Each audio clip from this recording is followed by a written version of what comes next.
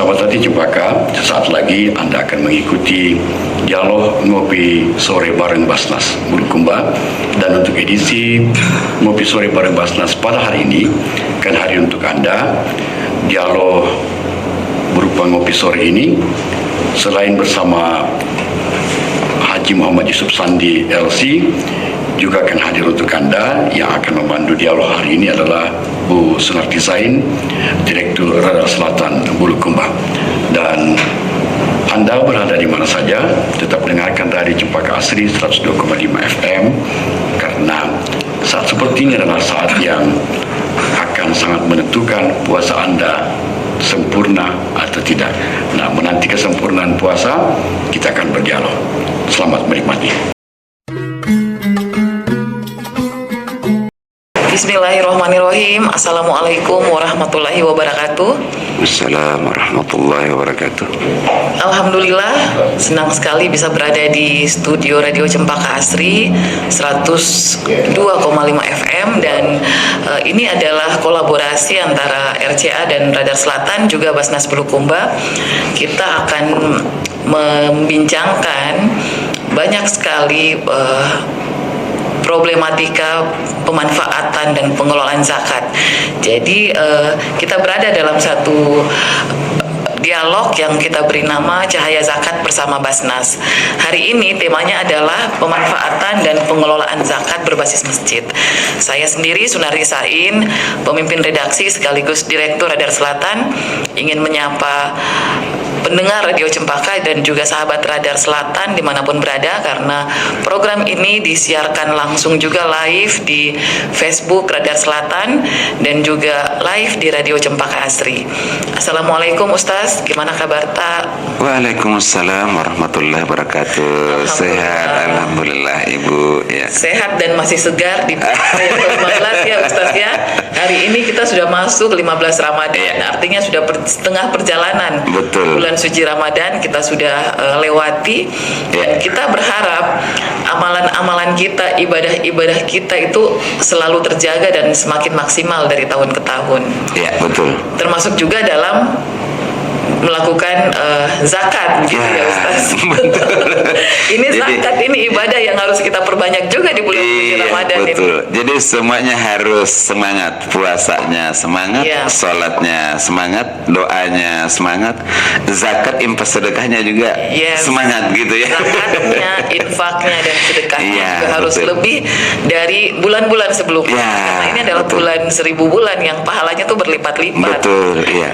Ya, kesempatan ini Ustaz kita akan berbincang tentang bagaimana sebenarnya pemanfaatan dan pengelolaan zakat yang berbasis masjid. Karena yang kita tahu kan banyak dari kita, baik itu kita sebagai jemaah masjid, pengurus masjid, selama ini kita masih sendiri-sendiri dalam melakukan memanfaatkan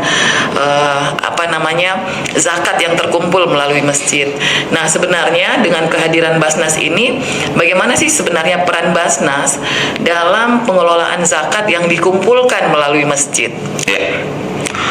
Baik, terima kasih banyak Ibu Sunarti, pimpinan redaksi Radar Selatan, dan alhamdulillah kita juga ditemani oleh Ustadz Andi Satria. Jadi begini, zakat itu hari ini gitu ya, alhamdulillah kita bersyukur kepada Allah Subhanahu wa Ta'ala bahwa zakat pada hari itu lebih terkelola secara lebih bagus, terkoordinir dibanding daripada tahun-tahun sebelumnya ya. Jadi semakin baguslah gitu ya, semakin tertata lebih bagus, walaupun mungkin masih jauh dari kesempurnaan, masih jauh dari harapan seluruh masyarakat, tapi paling tidak bahwa selama 7 tahun atau 6 tahun lebih Basnas Kabupaten Bulukumba ini kita membangun pondasi bagaimana pola pengelolaan zakat itu gitu ya. Dan kita merasakan semakin hari semakin bagus, semakin hari semakin bertambah pengumpulannya, semakin hari semakin banyak orang orang yang menikmati zakat, infak dan sedekah itu semakin hari semakin banyak orang yang merasakan manfaat dari kehadiran lembaga pengelola zakat itu, termasuk masyarakat luas yang ada di desa-desa selama ini gitu ya. Jadi kan begini Bunda ya, selama ini zakat-zakat itu dikelola di masjid, gitu ya. Selama ini zakat-zakat itu dikelola di masjid. Jadi ketika misalnya ada orang yang menunaikan zakat, maka mereka datang ke masjid. Kenapa? Karena di situ ada Pak Imam. Nah, yang bikin ironis itu, yang kadang-kadang bikin kita geleng-geleng itu karena hanya Pak Imamnya gitu yang kelola gitu kan. Kasihan juga gitu, sendiri gitu, setiap tahun dia sendiri yang kelola gitu ya. Nah, sementara yang namanya amil zakat itu kan kerjanya banyak ya, bukan sekedar mengumpulkan lalu kemudian memasukkan ke karung hasil pengumpulannya lalu kemudian habis itu tersimpan begitu saja, tidak. Tetapi yang namanya pengelolaan itu dimulai dari perencanaan gitu ya. Kemudian yang kedua, dari rencana itu kita akan mengumpulkan, kemudian habis dikumpulkan kita distribusikan, habis didistribusikan kemudian kita menyusun pelaporannya gitu ya. Nah, itu namanya pengelolaan. Jadi dalam skala lebih kecil, kalau misalnya ada sebuah masjid di desa gitu ya, ada sebuah masjid di desa, maka kemudian amil zakat yang ada di masjid itu menyusun sebuah perencanaan. Perencanaannya seperti apa? Kira-kira pertama nih, kira-kira berapa nih potensi zakat yang ada di desa itu gitu ya. Nah, satu, potensinya sudah ditemukan misalnya ya zakat fitrah, kemudian zakat mal. Zakat fitrahnya itu kalau kita rata-ratakan sekitar 38.000 hari ini, 38.500. Maka misalnya Desa Tamona nih, kebetulan kampung saya begitu ya.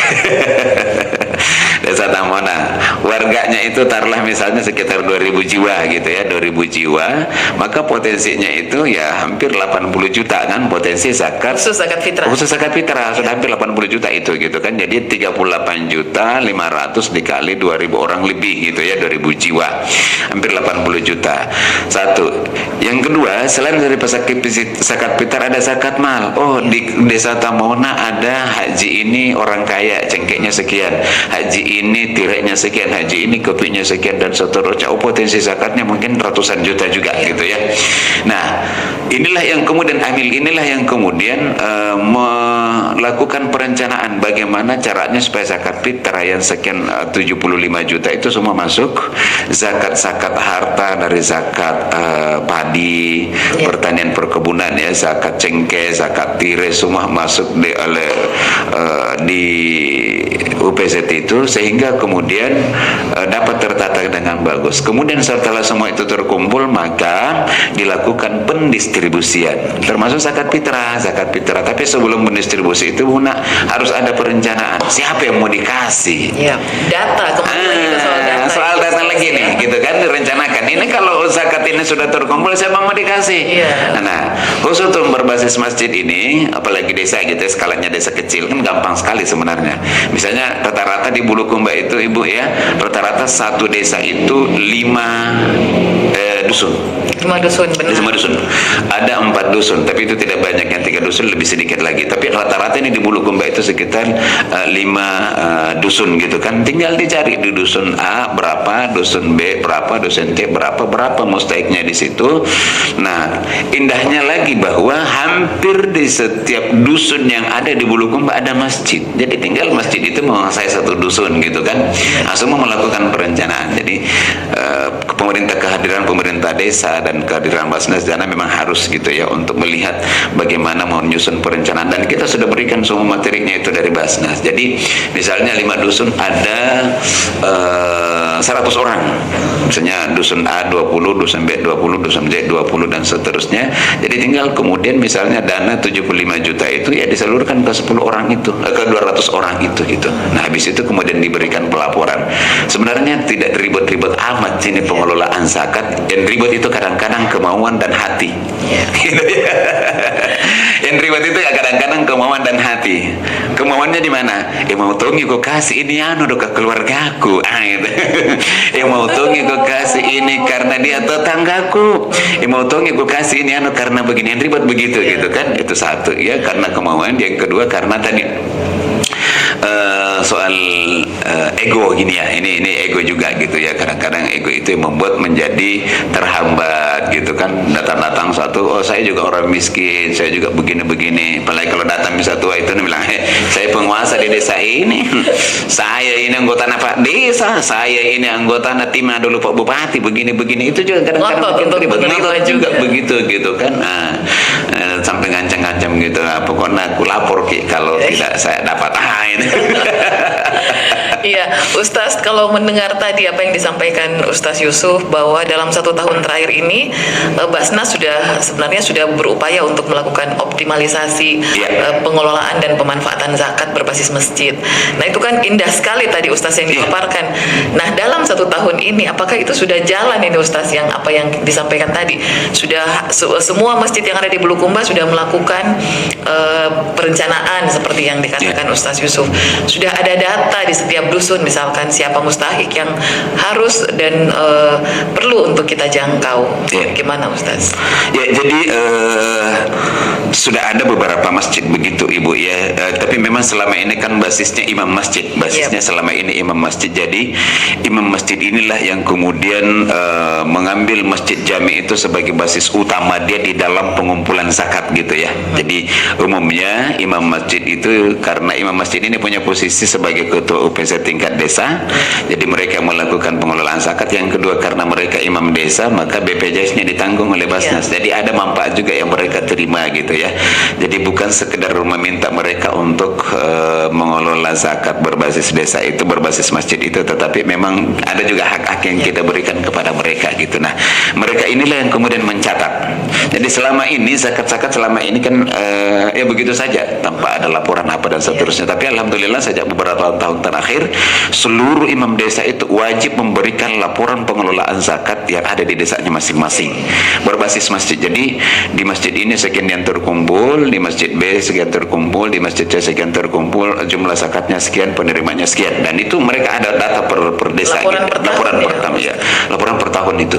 Jadi para imam desa ini kita betul-betul mengedukasi mereka bagaimana caranya menyusun program sehingga kemudian zakat fitrah itu dirasakan oleh masyarakat luas, dan bukan hanya orang-orang tertentu, tapi orang-orang yang menjadi mustahik zakat di desa itu betul-betul merasakan manfaat kehadiran UPZ, kehadiran Basnas, dan kehadiran unit pengelola zakat di desa itu gitu ya. Mereka merasakan itu. Jadi ini yang kita inginkan sebenarnya, kehadiran UPZ itu dan kehadiran masjid itu betul-betul dirasakan sehingga kemudian masyarakat itu percaya dengan masjid gitu ya. Ya, ini menarik ini Ustaz. Jadi imam desa atau imam yang ada di masjid ya, imam desa kita itu sudah terlatih sekarang melalui programnya Basnas Bulukumba ya. Nah, apa saja tantangannya Ustaz? Tantangan yang dihadapi Basnas Bulukumba sejauh ini dalam mengintegrasikan masjid sebagai bagian dari pengelolaan dan pemanfaatan zakat. Tantangannya yang pertama dari sisi SDM-nya Ibu ya, dari sisi SDM-nya, karena mohon maaf imam-imam desa kita kodong itu sebahagian sudah tua kolonial Ustaz ya. Generasi kolonial. Generasi kolonial sudah tua gitu ya. Sementara pada sisi lain mereka tetap yang dituakan di situ, dan yang diangkat menjadi imam desa adalah orang yang dituakan gitu kan. Kemudian pada sisi yang lain kita menginginkan yang fresh gitu kan. Makanya kita juga selalu ada kompromi gitu kan. Jadi itu tantangan pertama dari sisi SDM-nya, bahwa umumnya imam-imam desa yang menjadi mitra kita di desa, menjadi UPZ kita di desa itu ya generasi kolon gitu ya. Sudah tua gitu, ada usia 60 tahun, ada sampai 7 tahun gitu ya. Artinya kalau bahasanya anak-anak sekarang sudah hampir maghrib begitu ya. Sementara kita yang cari-cari yang mau salat duhur gitu. Itu satu. Kemudian yang kedua, dari sisi kompetensi, karena mereka ini mohon maaf karena sudah tua, maka mereka tidak bisa menggunakan perangkat-perangkat misalnya laptop, teknologi gitu ya. Sementara kita sekarang di Basnas itu sudah hampir 80% gitu ya, semua kita itu harus mampu dan bisa menggunakan teknologi gitu ya. Pelaporan zakat kita semuanya online, gitu ya. Kemudian transfer zakat itu menggunakan online gitu ya. Kemudian banyaklah semuanya itu menggunakan teknologi gitu ya. Dan bahkan Basnas itu sejak 2 tahun terakhir menganut mazhab digital. Jadi kita ingin serba digital. Digitalisasi. Iya, digitalisasi. Sementara pada sisi yang lain perangkat ini tadi di bawah ini belum mampu untuk ke situ gitu kan. Nah, itu tantangannya, itu yang kedua gitu. Kemudian yang ketiga adalah dari sisi dari sisi teknologinya itu sendiri gitu ya. Bagaimana dengan kesadaran masyarakat, Ustaz? Termasuk itu sebenarnya, termasuk itu kesadaran masyarakat. Jadi masyarakat hari ini itu kesadaran masyarakat alhamdulillah semakin meningkat juga gitu. Tetapi kemudian ketika mereka sadar, justru mereka tidak bayar di masjid itu. Justru ketika mereka mengalami kesadaran berzakat, justru mereka tidak membayarkan zakat melalui ke masjid. Nabi Ahmadin transfer langsung ke Basnas deh. Gitu. Tidak lagi nakasih ke Pak Imam, tapi atau mungkin dia justru ketika mereka sadar justru ke lembaga-lembaga zakat yang lain gitu kan. Tapi kita berupaya bagaimana supaya seluruh lapisan masyarakat dengan tingkat kesadaran mereka yang berbeda-beda, kemampuan mereka berbeda-beda, itu tetap kita layani. Makanya ada yang sifatnya manual ya, kita yang sukanya manual ya kita kasih manual gitu kan. Ibu-ibu, bapak-bapak yang mau bayar zakat, yang maunya transfer, kita siapkan transfer. Yang sukanya digital kita, yang mau pakai QRIS semua gitu, yang milenial semua dilayani gitu ya. Jadi agar semua masyarakat, seluruh lapisan masyarakat ini betul-betul menunaikan zakatnya sesuai dengan kesadaran mereka gitu. Nah, ini memang kesadaran masyarakat ini, dan itu kita rasakan pada sisi kesadaran ini ya, itu kita rasakan dari sisi zakat pertanian dan perkebunan. Jadi kan gini Bu, selama ini masyarakat kita yang mereka tahu kan cuma zakat fitrah ya. Betul. Zakat fitrah. Sementara zakat cengkena na lupai. Zakat tirena na bilang nanti pi. Zakat kopi na bilang kopi mau dikasih ki. Gitu. Nah, itu kesadaran masyarakat kita seperti itu. Nah, begitu tantangannya. Karena tantangannya tadi beragam, ada SDM, kemudian kesadaran masyarakat. Nah, saya tertarik dengan soal kesadaran masyarakat ini, Ustaz. Gimana strategi Basnas untuk lebih meningkatkan kesadaran masyarakat dalam membayarkan zakat selain dari zakat fitrah yang setiap tahun memang kayaknya masyarakat hanya zakat fitrah yang diingat. Ya, betul. Selalu zakat fitrah. Kalau ada zakat-zakat yang lain seperti zakat harta seperti yang tadi Pak Ustaz katakan, kemudian zakat pertanian. Iya, betul. Dan sebagainya. Silakan Ustaz. Iya, jadi pernah saya ceramah itu Ibu, saya berbicara zakat di atas mimbar gitu kan, di satu tempat saya berbicara pokoknya inilah berapi-api lah membahas tentang zakat gitu kan. Pada saat kemudian saya masih ceramah, ibu-ibu itu bilang saya sudah mau berzakat gitu ya. Nah, keluar dari masjidnya bilang, Pak, kita di sini sering makin berzakat. Bilang zakat apa? Bilang zakat fitrah sudah mi. Wah, murah nih mama zakat. Bilang, oke, ibu, kita kan banyak kita, ibu kita kemarin bilang, oh iya alhamdulillah anak bisa aja beli motor kemarin, bukan motor lagi, sudah macet mobil juga. Oh makasih, sudah kasih keluar zakatnya itu kita yang kita pakai beli mobil. Bilang itu medona karena kemarin bilang beli pakai mobil sudah baru bayar zakat. Ini yang kesadaran yang begini-begini ini ibu ya. Makanya ada 3 strategi yang kami lakukan di Basnas untuk memberikan penyadaran kepada masyarakat. Yang pertama adalah melalui edukasi gitu ya, edukasi ke masyarakat dengan kita memberikan brosur-brosur pengiriman dai-dai ke desa-desa gitu ya, termasuk melalui Cempaka Asri ini dengan ada acara ngopi, kemudian ada acara cahaya zakat gitu. Terus melakukan edukasi itu satu. Kemudian yang kedua yang kami lakukan adalah dengan kita mendekatkan program-program kita ke masyarakat. Jadi misalnya gini, ada event-event pemberdayaan, ada event-event UMKM, kita dekatkan ke masyarakat bahwa ini loh hasil dari zakat yang Anda tunaikan melalui Basnas, ini ada mesin jahit, ada produk-produk ini, sehingga kemudian masyarakat, oh zakat saya jadi begitu ya, oh bermanfaat sekali gitu. Kemudian yang ketiga ada event-event. Jadi seperti hari ini kita ada event Ramadan kolaboratif fest ya gitu ya.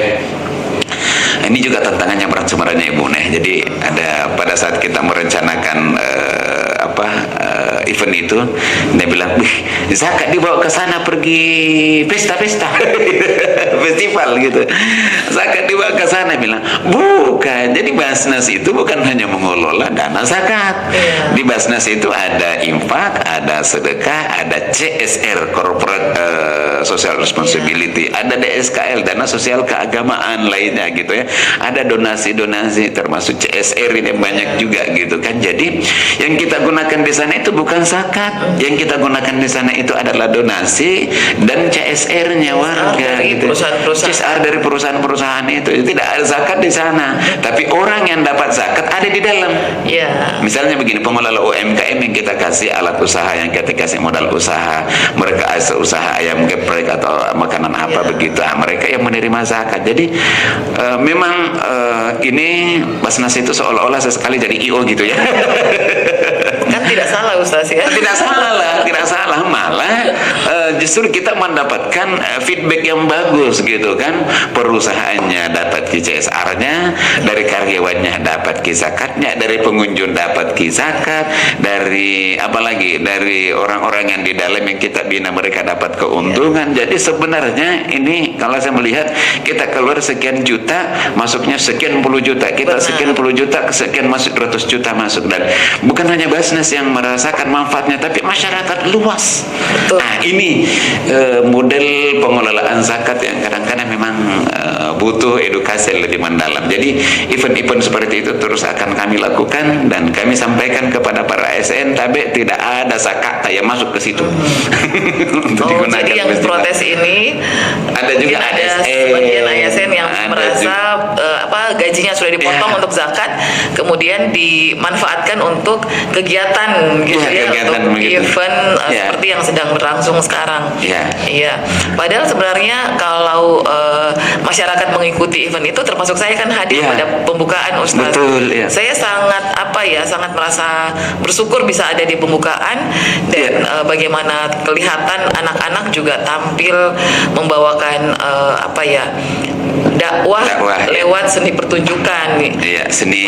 Benar, lewat seni pertunjukan, di mana di situ ada suara-suara untuk Palestina kan, dan itu sangat touching menurutku. Menurut saya sih Ustaz, saya juga yakin seperti yang tadi Ustaz katakan, di sana kan di dalam situ ada para mustahik yang selama ini dibina oleh Basnas. Bisa jadi ke depan para mustahik ini akan menjadi muzaki. Betul. Nah, ini kan bagian juga dari upaya-upaya Basnas untuk meningkatkan kesejahteraan masyarakat. Jadi pelaku UMKM yang ada di sana itu Bu, dia bilang, alhamdulillah, makasih Pak, ada tempat ini, kita ketemu di sini semua dan bisa meningkatkan penjualan kami. Dia bilang kalau hari-hari biasa gitu ya, keuntungan yang kami dapatkan itu 80.000, 120.000, tapi alhamdulillah dengan adanya kegiatan-kegiatan seperti itu, mereka justru income-nya itu meningkat gitu, dan tentu keuntungannya juga lebih meningkat. Bahkan bilang bisa dapat 200.000 bersih dalam satu hari Pak di sini. Bilang, luar biasa. Luar biasa itu gitu. Jadi 200.000 sehari itu lumayan selama 2 minggu pelaksanaan. Jadi bukan hanya Basnas yang merasakan manfaatnya gitu, tapi berbagai macam lapisan masyarakat betul-betul merasakan manfaat dari kehadiran event-event seperti itu. Jadi insya Allah kita akan mungkin mudah-mudahan kedepannya bisa lebih besar gitu kan, dan bisa melibatkan lebih banyak orang lagi. Ya, Ustaz, kembali ke masjid. Apakah ada contoh-contoh keberhasilan yang sudah dicapai masjid yang di bawah dampingan Basnas dalam melakukan pemanfaatan dan pengelolaan zakatnya? selama 1 tahun ini? Apakah ada contoh praktek-praktek baik yang dilakukan masjid-masjid di Bulukumba? Bisa diceritakan, Ustaz? Jadi hari ini sejak 2 tahun terakhir ya sampai hari ini Basnas Kabupaten Bulukumba itu mendapat kepercayaan dari Basnas Republik Indonesia untuk mengelola dana Qardul Hasan, namanya pinjaman lunak gitu ya, melalui Baitul Mal berbasis masjid, BMM namanya. Baitul Mal Masjid ya. Baitul Mal Masjid. Ya, Baitul Mal Masjid. Baitul Mal Masjid. Nah, untuk masjid untuk dapat bantuan ini ada kriterianya. Harus masjid itu harus menjadi bebar pertama di bawaannya binaannya Basnas. Ya. Satu, yang kedua dia sudah menjadi UPZ-nya Basnas. Kemudian yang ketiga SDM-nya bagus. Karena sistem digitalisasi di situ. Dan kemudian yang keempat yang paling penting ini juga ini pengurus-pengurus masjid di situ mau terbuka dengan dengan pengelolaan keuangan mereka gitu ya, mau terbuka, transparansi. Ada transparansi di situ gitu. Jadi berapa dana yang mereka dapatkan dari jamaah, berapa dana yang tersalurkan dan diapakan saja gitu ya. Dan ada beberapa masjid, saya sebut misalnya ini Masjid Al-Mu'awanah Kabupaten Bulukumba gitu ya, Masjid Al-Mu'awanah di jalan apa itu? Jalan Sudirman sana, pokoknya jadi jalan BRI sana lah gitu ya.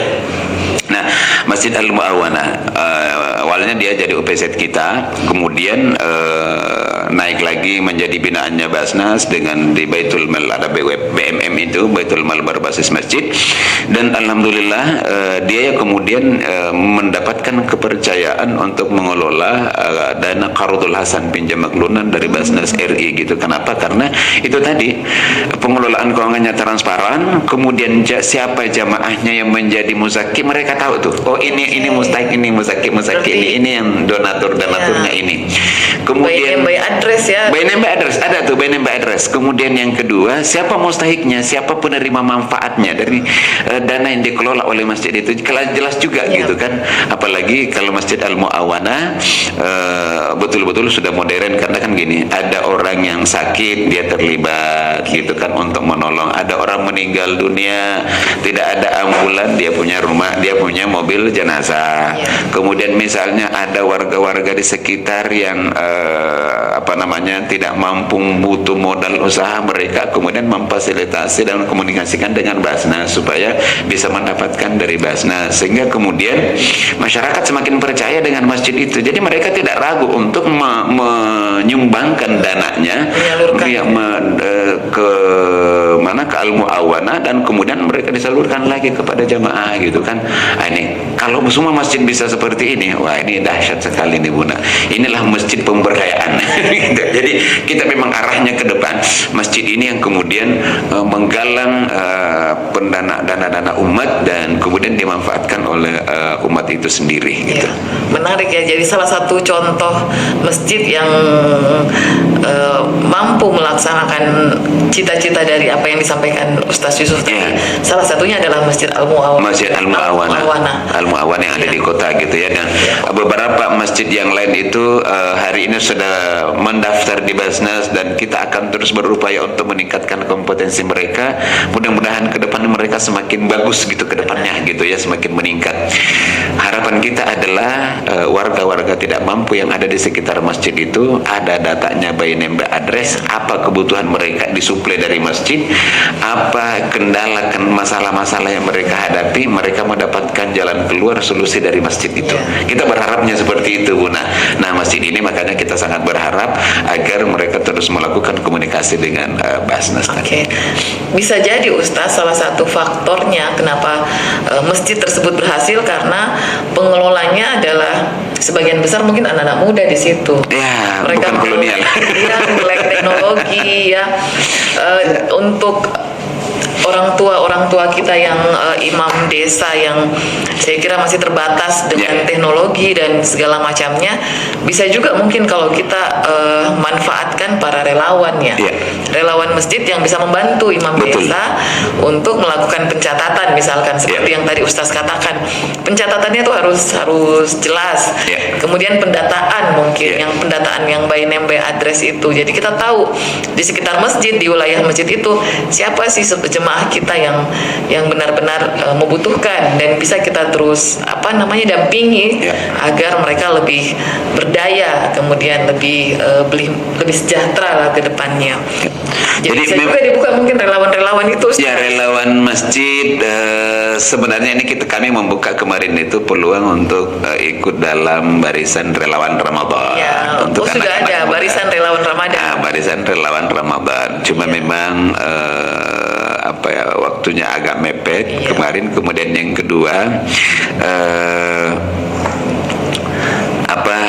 kesiapan kita ini, kesiapan internalnya Basnas di dalam berkolaborasi dengan banyak anak-anak muda gitu kan, itu kan penting juga gitu. Jadi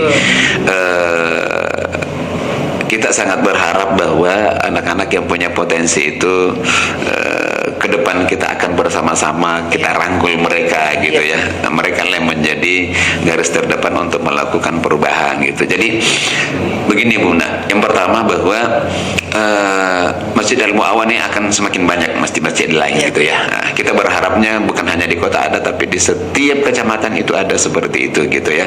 Dengan tersedianya SDM yang baik gitu ya, melalui kerelawanan yang terus kami tumbuh kembangkan gitu. Kami menyebutnya menumbuh kembangkan karena ternyata untuk tumbuh saja ini tantangannya berat, apalagi mau berkembangkan lagi gitu kan. Kadang-kadang tumbuh ini tidak mau lagi berkembang gitu kan. Jadi bahasa masyarakat kita juga kadang-kadang melarang mereka tumbuh gitu kan. Gitu. Lah apa urusanmu kau dengan masjid kalau tidak bisa ke mengaji? Padahal anak ini punya potensi gitu. Nah, kita ingin berupaya merangkul mereka semua yang seperti ini agar kemudian ke depan mereka betul-betul menjadi bagian dari Basnas gitu ya, bagian dari Basnas, dan dia juga tidak terpisahkan dari masjid di mana dia besar gitu ya, di mana dia besar. Karena yang paling tahu tentang warga situ adalah mereka. Misalnya Ustaz Andi Satria di Tanah Harapan sana, saya tahu masjidnya, saya tahu pengelola masjidnya, tapi orang miskin yang ada di sekitar masjid itu saya tidak tahu. Tapi kalau saya tanya, kalau Ustaz Andi Satria, yakin pasti dia tahu gitu kan. Nah, jadi Ustaz Andi Satrianya kita rangkul dengan orang-orang seperti itu, kita berikan kepada mereka edukasi, mengembangkan potensi mereka, sehingga kemudian ke depan mereka dapat kita libatkan di dalam pengelolaan masjid secara modern itu. Kalau ini terjadi Ustaz, saya yakin sudah tidak ada, paling tidak masalah-masalah sosial kemasyarakatan di Kabupaten Bulukumba itu bisa teratasi. Betul. Tidak ada lagi anak-anak yang stunting misalnya. Ya, dan alhamdulillah anak-anak sekarang itu, bukan anak-anak ya, orang-orang sekarang itu di desa-desa itu semakin banyak yang intens komunikasi dengan kami. Pak, ini ada lagi orang sakit begini, bagaimana solusinya? Mereka selalu menanya bagaimana solusinya Pak, kan begini, pakai SKTM-nya seperti ini, kamu ke kepala desa minta begini-begini dan seterusnya. Bagaimana nanti pembiayaannya Basnas kira-kira gimana? Oh, kami dari Basnas begini. Dan itu ketika ada relawan seperti itu Bu Una ya, kita layani dengan baik, kita komunikasi dengan baik. Enak toh gini rasa. Betul. Enak. Jadi memang hanya ingin kita memberikan solusi kepada mereka gitu kan. Misalnya ada juga anak yang Pak ini kebetulan ada tetangga katanya ini lagi anaknya ini selagi kesusahan untuk susunya, apa bisa kira-kira dari Basnas ya, apa kira-kira bisa dibantukan dari Basnas. Bila sebutkan dulu permasalahannya apa supaya kami di Basnas bisa memberikan, maksudnya ke program mana nih? Maksudnya ke program kemanusiaan kah, program program kesehatan kah, atau yang lainnya gitu. Nah, mereka bercerita, oh caranya ini, sehingga kemudian kawan-kawan yang ada di desa-desa ini dan beberapa kecamatan itu ya mereka sudah bisa mendeteksi sendiri, Kak ini kayaknya perlu bantuan kesehatan. Dan memang kenapa?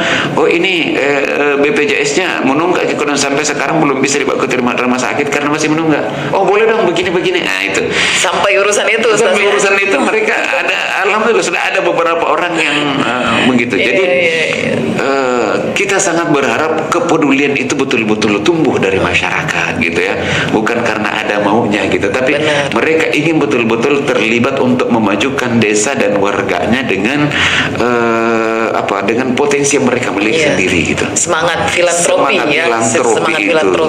Dan kalau saya lihat di Kabupaten Bulukumba ini Ustaz, sebenarnya banyak sekali potensi kerelawanan yang tumbuh dalam masyarakat Betul. kita, terutama di kalangan anak muda. Betul. Cuma mungkin belum ketemu saja nih simpul-simpulnya. Ya.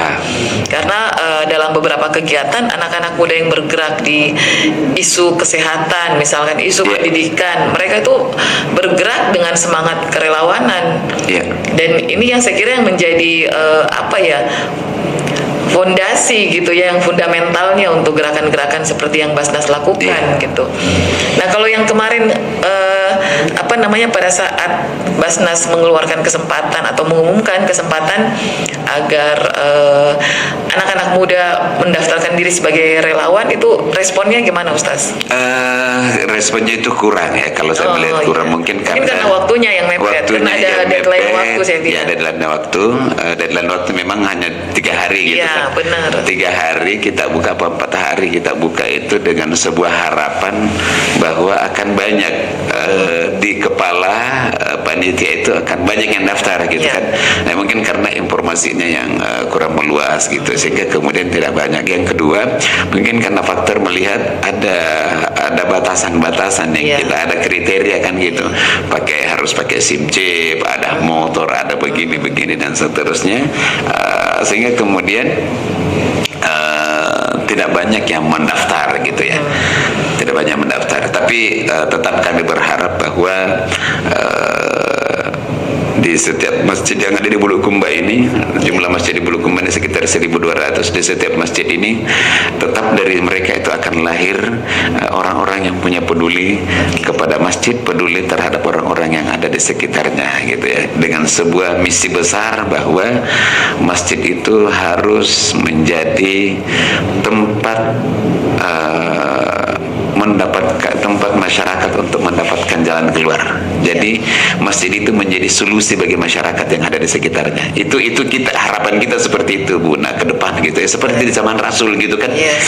Di zaman Rasul itu kan masjid bukan sekedar tempat sholat, tapi masjid itu sebagai tempat pertemuan, masjid sebagai sekolah, masjid sebagai koordinator untuk kegiatan-kegiatan yang ada di sekitarnya, kan seperti itu di zaman Rasul. Jadi pusat peradaban. Jadi gitu pusat ya. peradaban lah gitu kan. Ketika kemudian misalnya di antara para sahabat ada yang ada yang kurang bahan pangannya di rumahnya, dan berita itu sampai kepada Rasul. Setiap kali selesai salat, Rasul bertanya, Abu Hurairah, isi itu katanya lagi sakit, tolong bawakan makanan ke sana. Diambil dari mana? Dari masjid gitu kan. Ada yang sakit, diambil dari masjid gitu. Nah, harapan kita seperti itu, sehingga kemudian nanti Basnas itu tinggal menjadi koordinator ke depan, dia menyusun program gitu, tinggal tombol kliknya, oh ini kecamatan ini begini pengumpulannya, begini pendistribusiannya, mustaiknya seperti, kita tinggal ketik tombolnya gitu. Nah, itu seperti itu. Kenapa? Karena masyarakat ini mereka sudah paham, oh semuanya berbasis di masjid gitu. Nah, itu harapan besar kita. Jadi, makanya kami juga selalu mengarahkan kawan-kawan di Basnas Bulukumba itu agar apapun kegiatan-kegiatan yang kita lakukan, sampaikan ke masjid. Nah, paling tidak ada pemberitahuan ke masjid.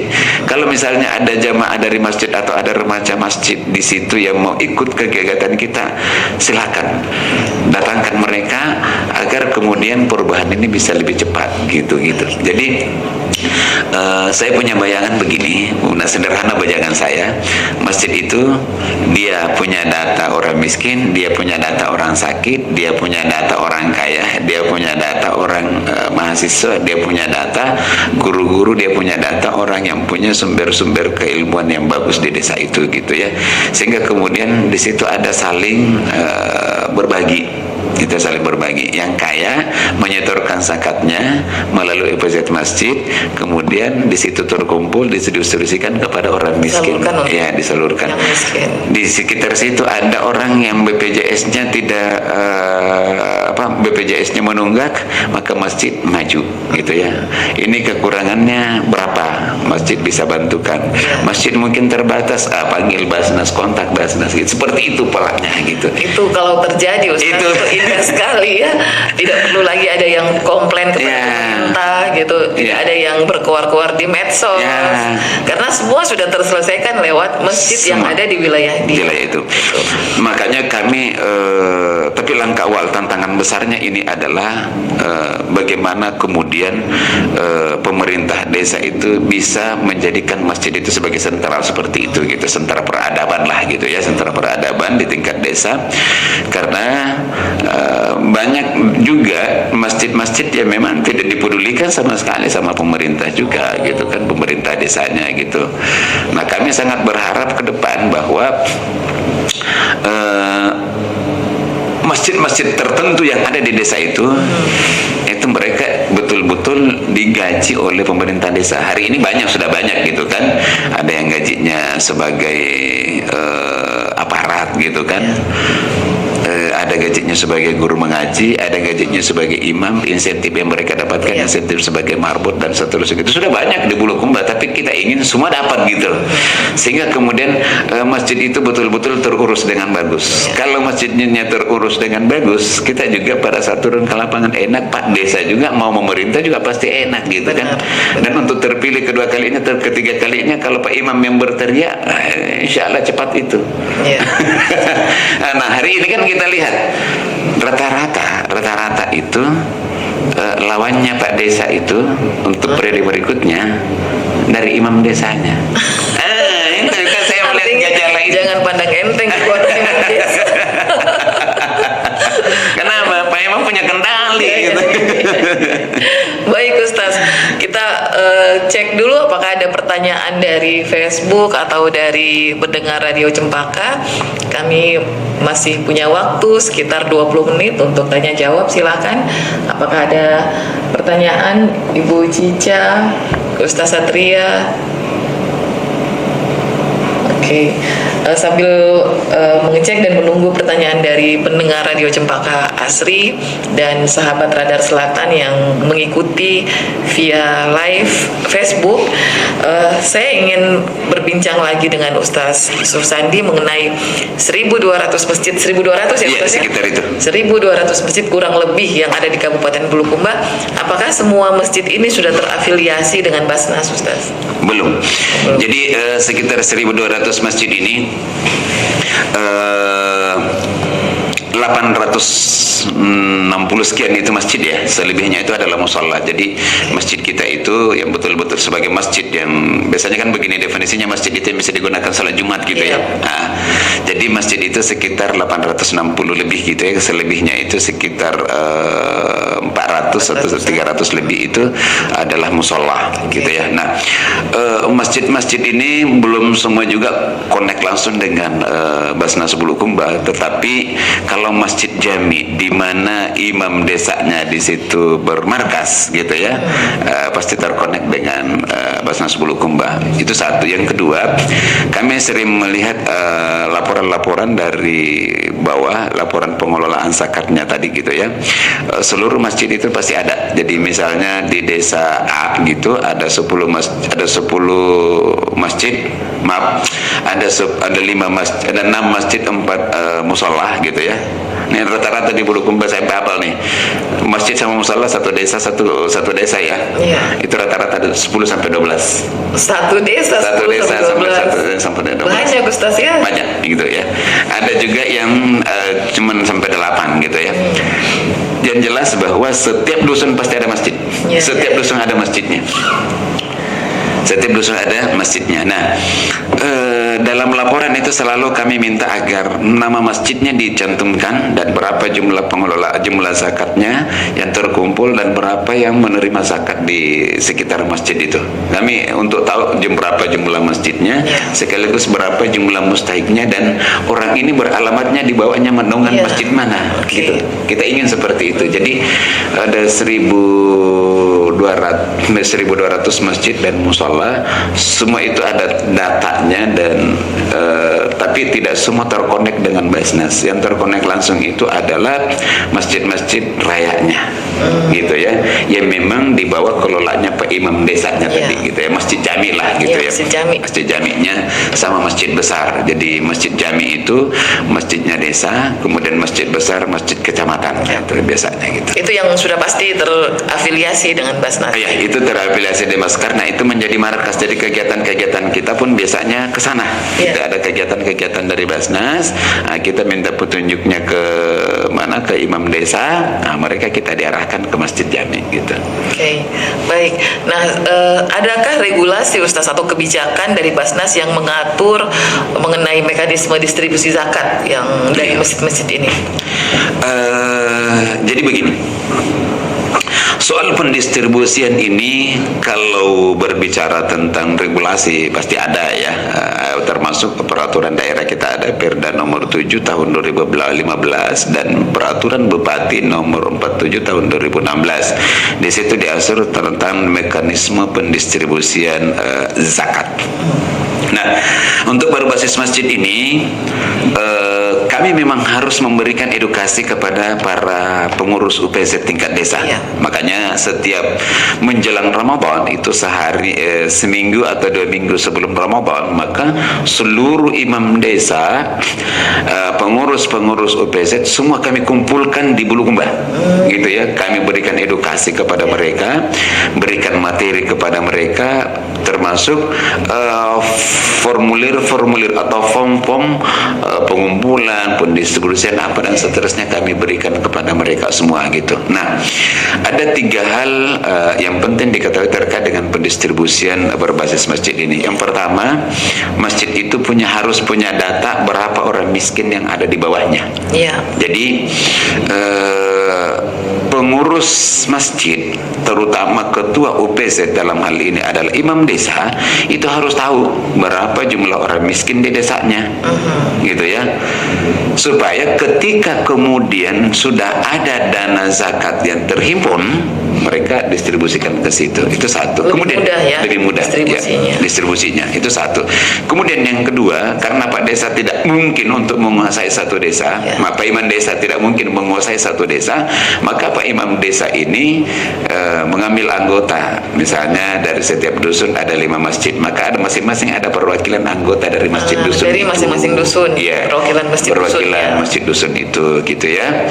Nah, mereka kemudian juga mengumpulkan zakat, mereka juga mengelola zakat, kemudian mereka melaporkannya kepada Pak Imam tadi, Pak Imam desa tadi, gitu ya, ketua UPZ tingkat desa itu.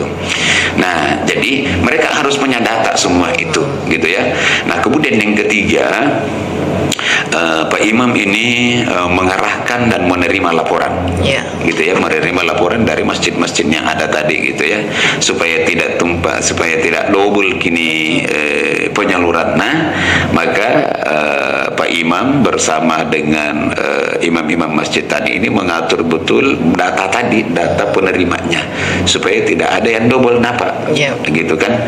Nah, makanya di Basnas juga setiap jelang bulan Ramadan itu kita mengeluarkan edaran bahwa zakat fitrah tahun ini kita alokasikan untuk satu program pendidikan, program dakwah, program kemanusiaan, kesehatan dan seterusnya.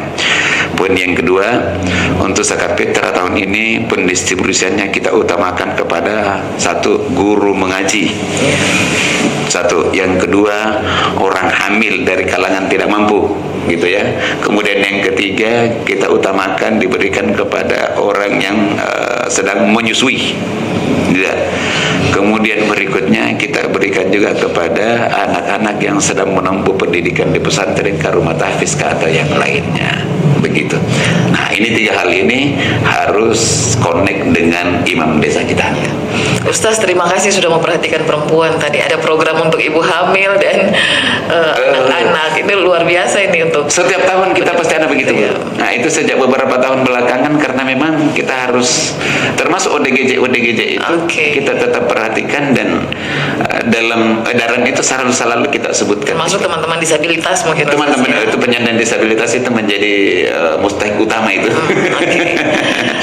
Ya, menarik sekali Ustaz. Nah, Ustaz saya juga ingin ini ya sedikit sharing dengan Ustaz. Apakah tahun ini kira-kira sudah ada hitung-hitungannya Basnas potensi zakat fitrah dari seluruh masjid yang ada di Kabupaten Bulukumba itu seperti apa? Potensinya sebesar apa dan bagaimana mengoptimalisasi pengelolaannya? Ya, jumlah warga Bulukumba saya baru dapat catatan baru ternyata gitu ya. Ternyata selama ini data yang saya bisa pakai di Bulukumba itu jumlahnya itu sekitar 540.000 orang.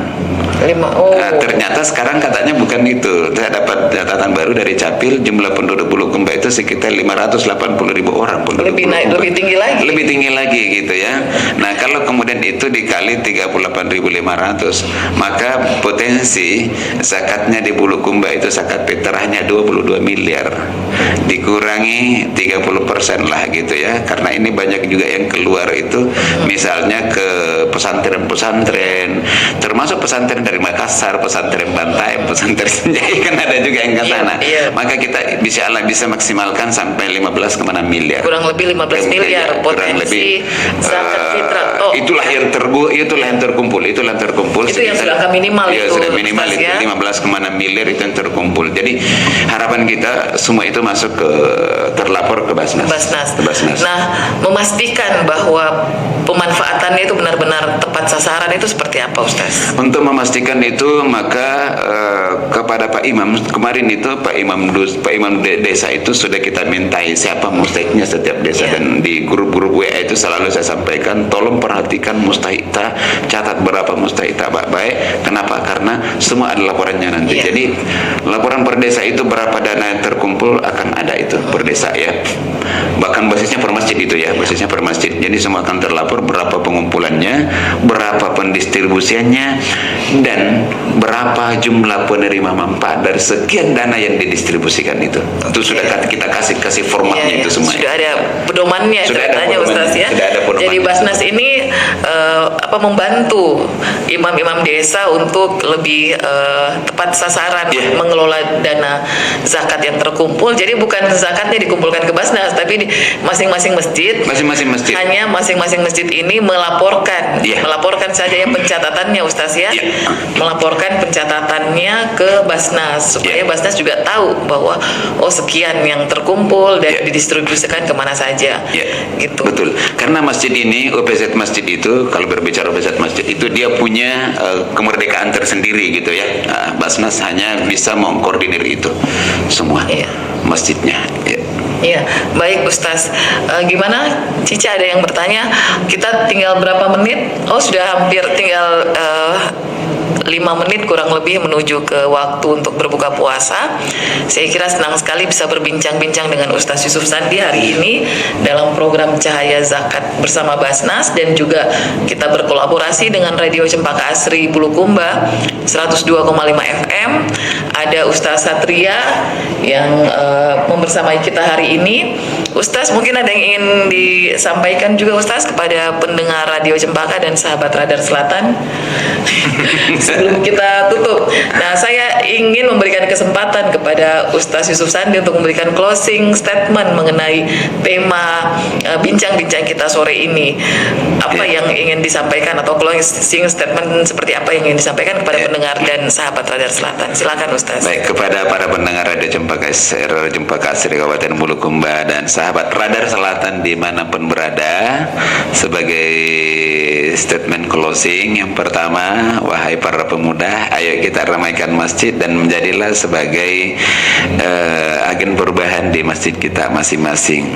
Yang kedua, kami di Basnas Kabupaten Bulukumba selalu terbuka dengan siapapun untuk tetap kita bekerja sama. Dan yang terakhir, kami ingin menyampaikan pantun ya, minum jus alpukat buatan mami, kalau makin berzakat ke Basnas mi. Cakep. Baik terima kasih pendengar setia Radio Cempaka Asri dan sahabat Radar Selatan.